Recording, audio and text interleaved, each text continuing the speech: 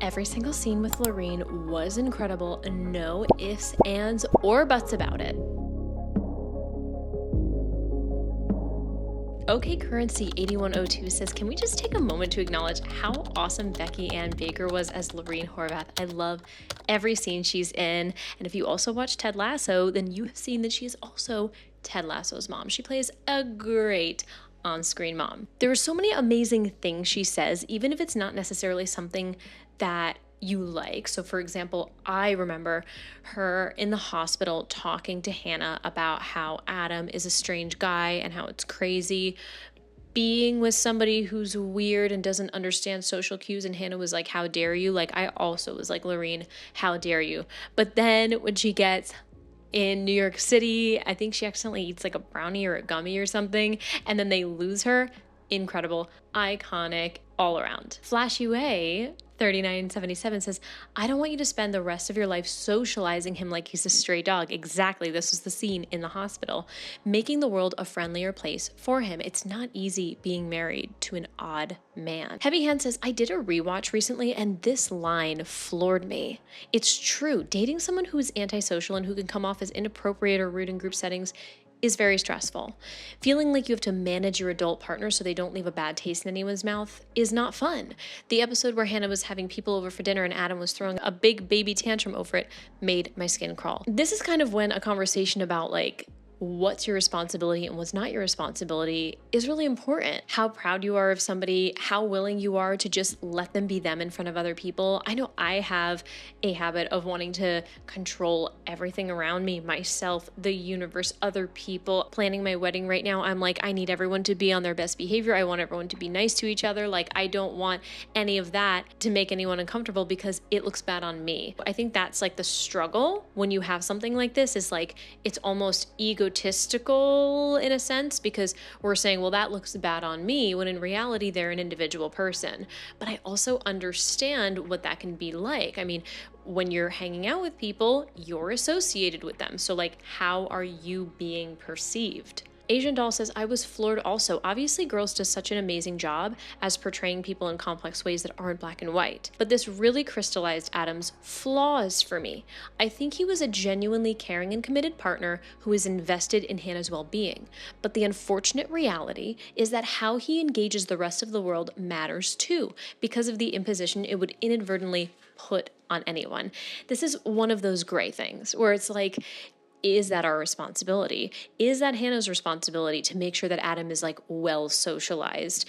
But also there's a validity, and at least just having the feeling of saying, I'm not with somebody who is going to go out of their way to make sure that they're socialized. They're going to be raw and real. To be fair, I think that's a reason why a lot of people really love Adam, is that he is unhinged in this way that we don't see men are in a lot of pop culture TV shows. We kind of see like, if men are unhinged and violent, they're bad. If they're calm, they're good. We don't see the in-between of this divine rage and masculinity that could be maybe healthy. I mean, I don't know how healthy Adam is. This is where it comes into gray. Am I defending him too much?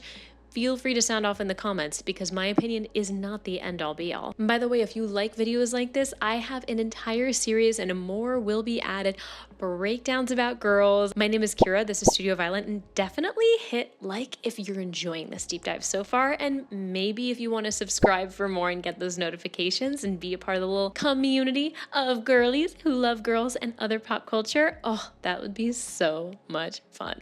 Lots of people are quoting this. It's not easy being married to an odd man. Lots of people are saying this line haunts me. Lots of people are saying I was in a relationship like this. I understand what that's like. But then No Tarot 6953 comes in and says, I always found it ironic and indicative of Loreen's blind spots when it comes to Hannah.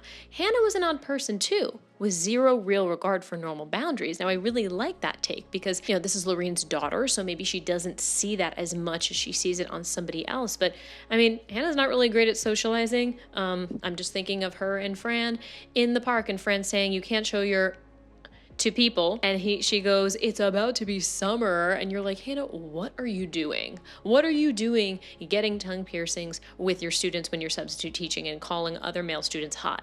That's so inappropriate. Maybe Loreen doesn't know about all of this, right? So there's also some blind spots with her too. She's just trying her best, just like everyone else. Heavy Hands comes back and says, well, this is an interesting observation. I think, at least with Hannah, she often puts her foot in her mouth, but she was very sociable and extroverted.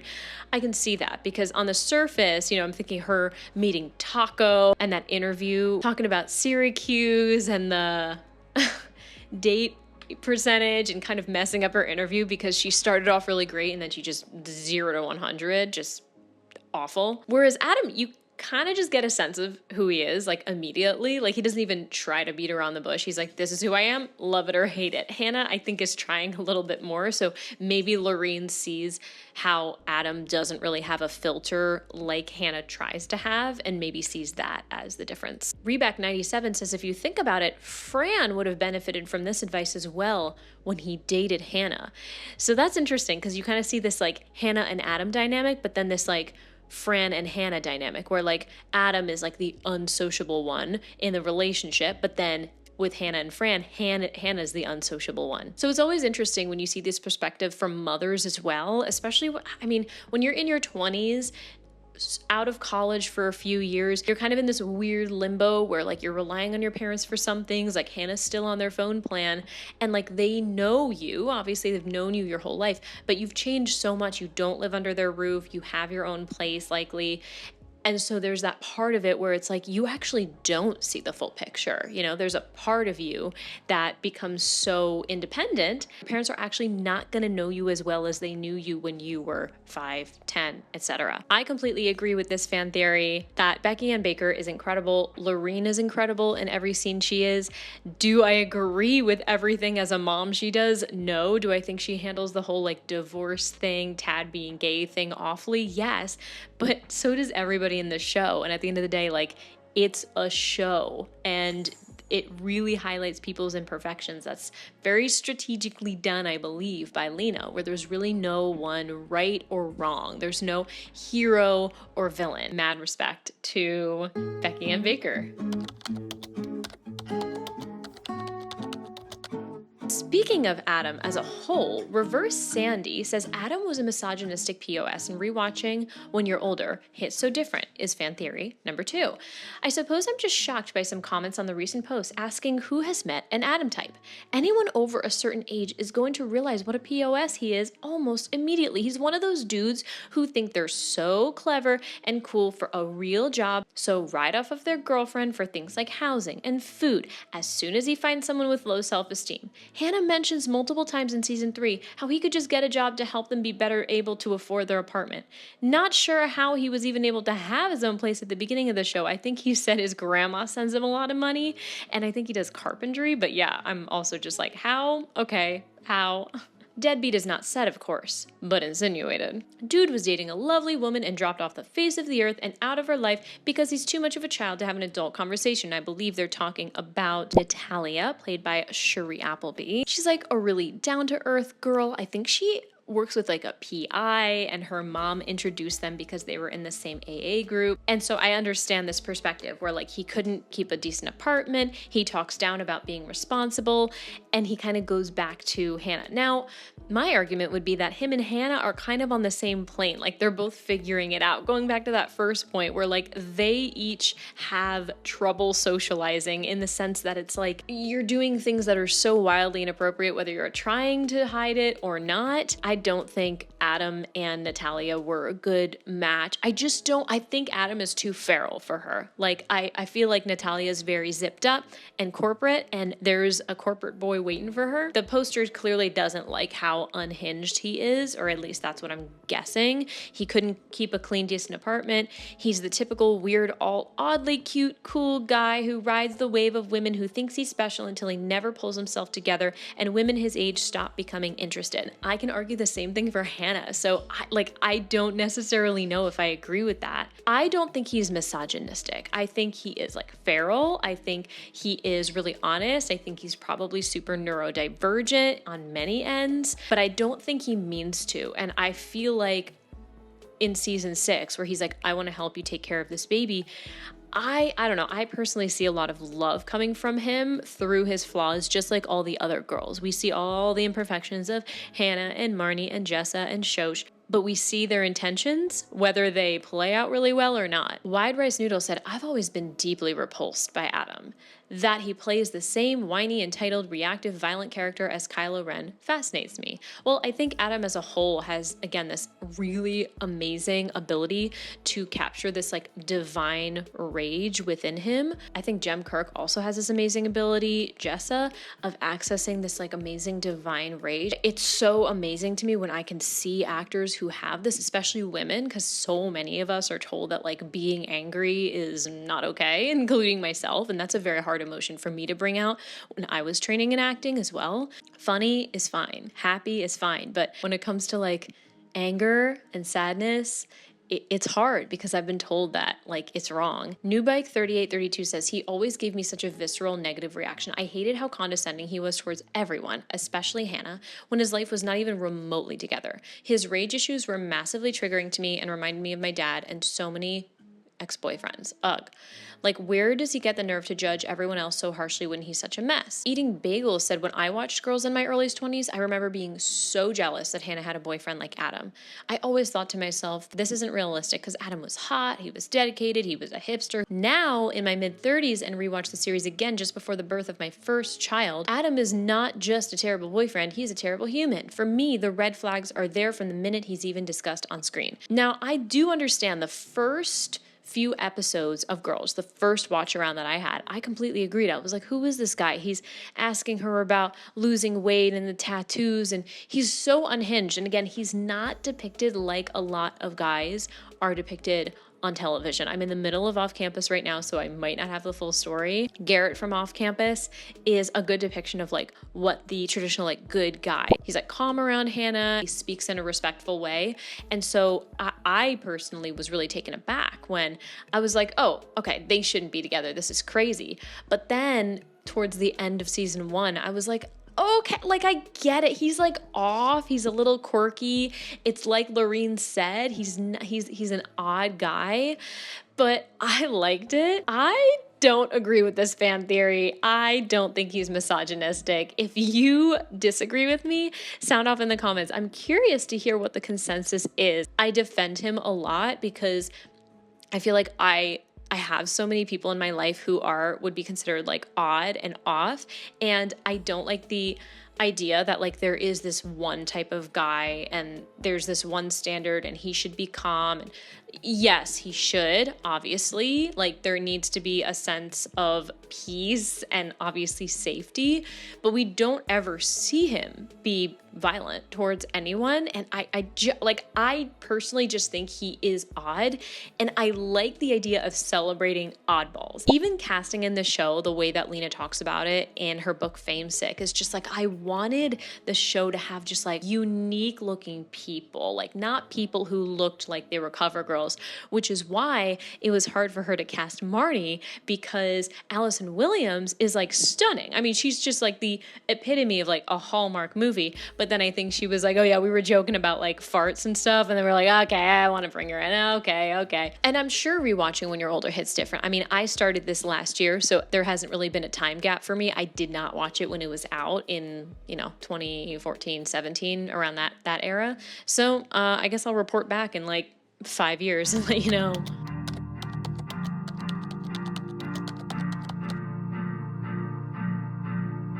Mo Sanchez says, for fan theory number 3, the panic in Central Park wasted their emotional bandwidth for the rest of the day. They said, this may sound silly, but the reason I started watching Girls at all is because of that viral TikTok edit of the Panic in Central Park episode.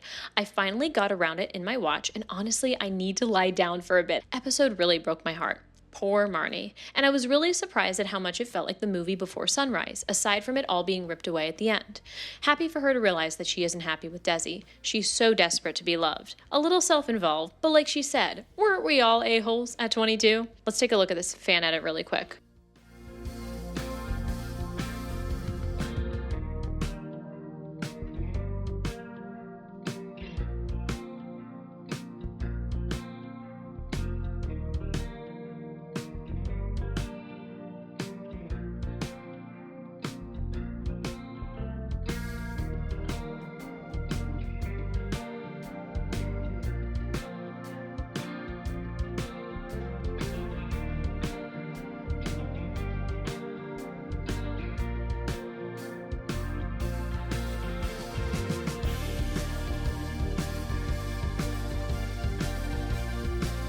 I love that scene of her walking out of his apartment without, I guess she doesn't really have anything because it got stolen by that guy the night before, but she doesn't even have shoes.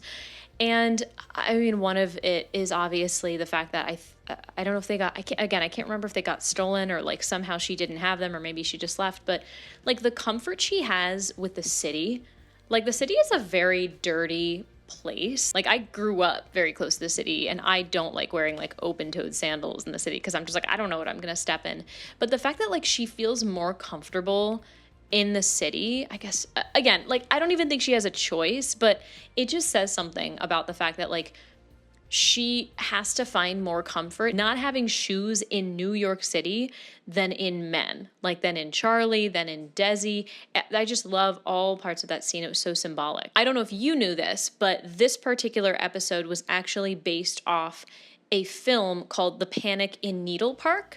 It's very good, Gooberginge says, but it's difficult to watch. And in a way, the girls episode is almost like an alternate reality of that movie where the female protagonist comes out of it changed, but basically unscathed. Absolutely Bothered said, this is definitely my favorite Marnie episode. I think I appreciated her the most in this episode. This is probably the closest we see her to happy the whole show, even if it's just a temporary fantasy.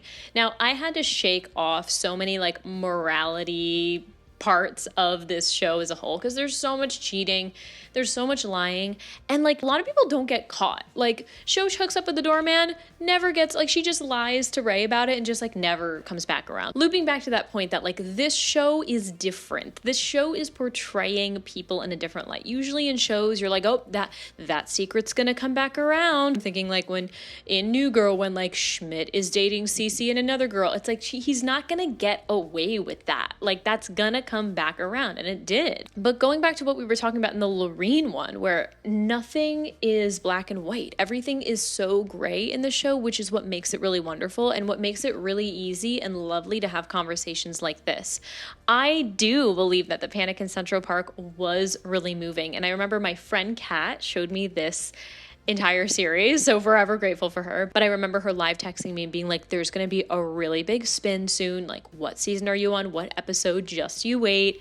And I honestly didn't even realize it was this episode she was talking to me about because it made sense. We've seen bottle episodes in the past. We saw the bottle episode with Hannah and Joshua. It just all made sense to me. Now, do I agree with poor Marnie? I do. I want to have more empathy towards these characters.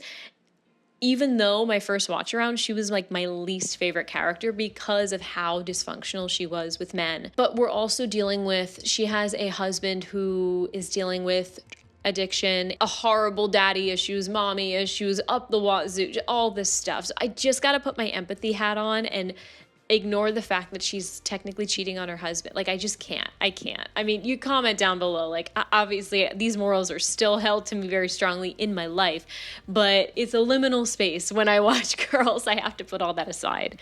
I agree. This is such an incredible episode, and I'm really curious to watch Panic in Needle Park now, because I've heard it multiple times that Lena wanted to base it off of that, but I've never seen it, and maybe this is my sign, and maybe this is your sign too as well. Maybe this is also your sign to subscribe if you're enjoying this so far. I'd love to have more conversations about Girls and future pop culture shows and moments and TV and movies with you, so definitely hit subscribe if that's the sort of thing you jive with.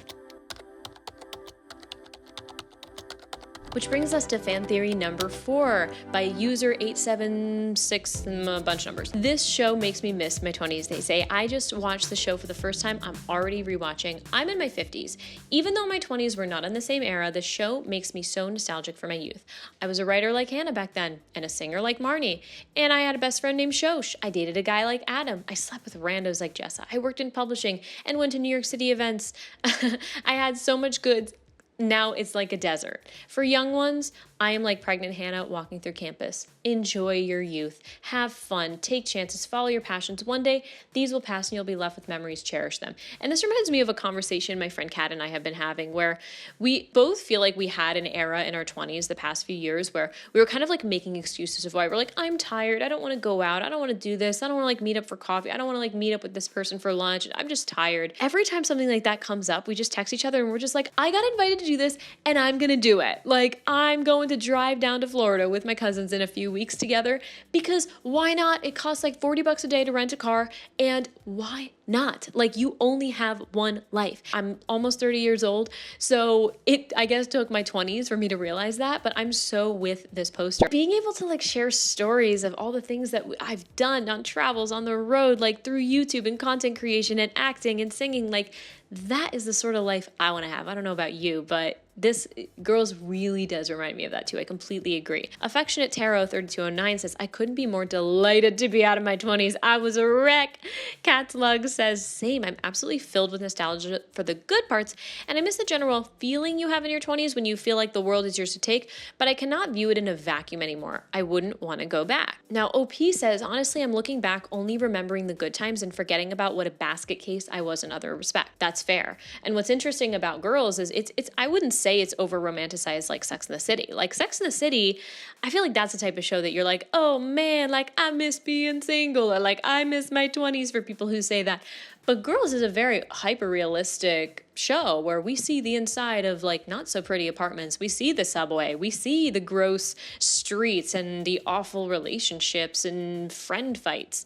And so it's very interesting that OP still looks at this and like is nostalgic. I have seared into my brain that scene when Christine and the Queens start playing the song IT by Christine and the Queens. And it's Elijah who's in that big apartment with his celebrity boyfriend, and he's walking towards the window and he's looking out the window, just looking out the Manhattan skyline. Like I've had those moments. I was studying at the Esper Studio in New York, like a 6-week summer program there. And one of the other students had like a penthouse rooftop, really great place, kind of where like NYU is. I think it was one of the NYU buildings actually.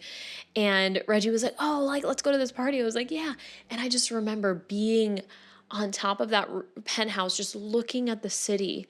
And it was that moment. It was that Christine and the Queens Girls moment with Elijah looking out at the city and just being like, wow, how did I get here? Sometimes I look at those incredible penthouse and I romanticize it and I put it on a pedestal where I'm just like, man, I have to have so much money to be able to afford this. But sometimes you're in a situation where, you know, Elijah's going to go back home eventually to his crappy apartment with Hannah, to his crappy job where he's almost on the other side. With New York City especially too, it's just a snap and you're kind of on the other side. You know, we have the richest people in the world in New York City. We also have such a huge homeless population. And especially as an artist, a creative myself, the ebbs and flows that come with this, one second you're like, wow, someone's paying for me to fly over here and they're all expense paid thing.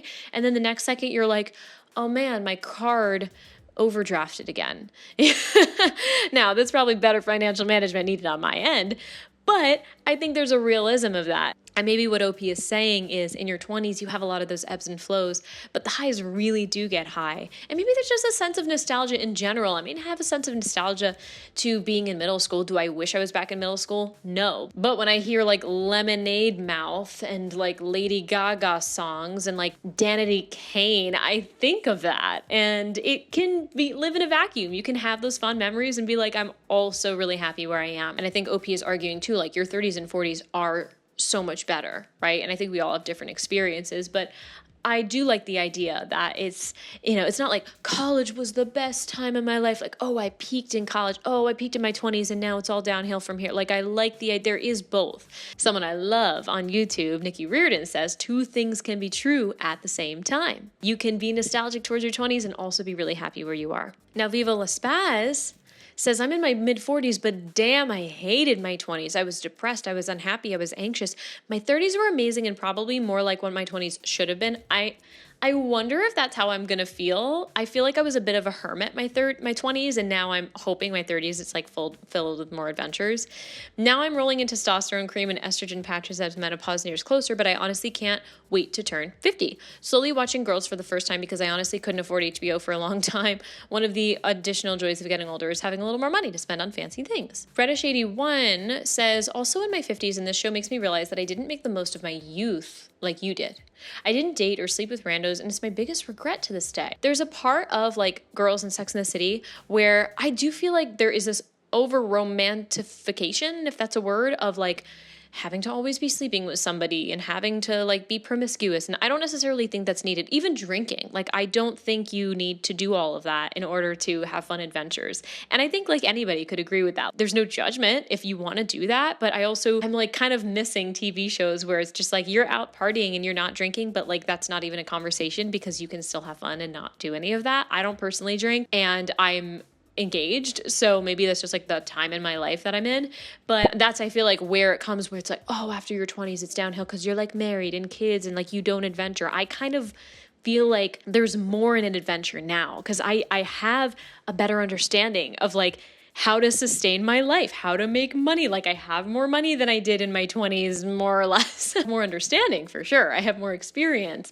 and an understanding of like what I like and what I don't like and confidence in myself. So I like the idea that it just goes up and up and up. I think there's a lot of nuance in this, which is why I agree and I don't agree. I think it's just a very simple statement of like, wow, I miss the good moments of my 20s. And even like when I watch that, I'm just like, gosh, I miss certain parts of New York. Like I miss that part. Do I miss the disgusting rat-filled subways? No.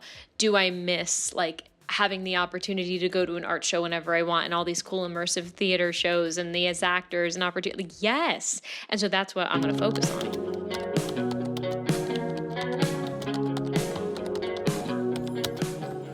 And fan theory number 5 actually loops back to Panic in Central Park by the new Cicely when Desi says, I mean, probably you're gonna get unalived, but it's the M word. The last exchange in Panic in Central Park sums Desi up perfectly in more ways than one, but this line in particular gets me every time. The fact that he breaks into sobs moments after delivering such a cold remark is the type of comedy I keep coming back to for the show. I thought that moment was really profound too. I thought like, it's like he has care for her, but not enough to like be able to do anything. And later on in the series, and Marnie realizes later on that like he is on a lot of things that is altering his brain. Maybe, you know, he was on something when he said this too. We don't really know how much he means anything. And someone goes, open your heart to me, Bella. Oh, the way he says Bella. I have to know if he like is basing that off of somebody he knows in his real life. I know there's so many amazing like moments and characters where people are like, oh yeah, I knew someone who did this, so I did that too. And when I was in acting school and hopefully in the future when I'm acting on screen, that I feel like I'm so fascinated by humanity that I will meet someone and I'll be like, you were interested. There's something there. Corporate Erin on Instagram does this where she does this like very corporate-y voice because there are people in the world that use words like triangulate and cascade and the portal, and she kind of does this like thing with her voice. I feel like this had to have been drawn from someone he met or knows. Call Me DNA says that was hilarious. Then he breaks down crying and the way she rolls her eyes is perfect. Marnie, yes. And she does this a lot of times where he's just like, oh, blah, blah, blah. Like he's just such a mess. And I think it's less about like men crying because like it's okay that men cry, but it's just the way he does it, what he does it over. I'm thinking of like the first time he did it where he's like, Marty, I broke it off with Clementine, and she's like, oh my gosh, you're like so amazing that you did that. And then she realizes that Clementine actually broke it off with him, and she's like, oh, what? And so he's crying over that, but he's making it sound like he's the hero. It's just crazy and ridiculous and hilarious. Banana B55. I had my husband watch this episode the other day, one of the best episodes of television. What I will do is, because my fiance cooks for us and our kitchen and our living room are very open, I will wait until he's down. And it's very hard because he does not like seeing very like vulgar scenes on TV. Like he doesn't really like, he gets uncomfortable with like nudity and stuff. So I can't really have it on. He just gets very uncomfortable. But with other shows, 30 Rock, Mindy Project, The Good Place, Kimmy Schmidt, I have gotten him through all of these shows by this very technique. When he's cooking, when he's doing something in the kitchen, he's forced to listen to whatever I'm watching. So I will just turn that on, casually just turn on the first episode, and you'll kind of hear him being like, aha, ha. And so I'll turn it on a little bit higher, and then I'll kind of hear like, who's that? Wait, who's Danny? Who's Jack? Is that Alec Baldwin? Oh my gosh, what did Jack say? Come sit, bring our food, and I will bring you into the world of 30 Rock, Kimmy Schmidt. insert show here. This is a lifelong technique that I will keep doing for years to come.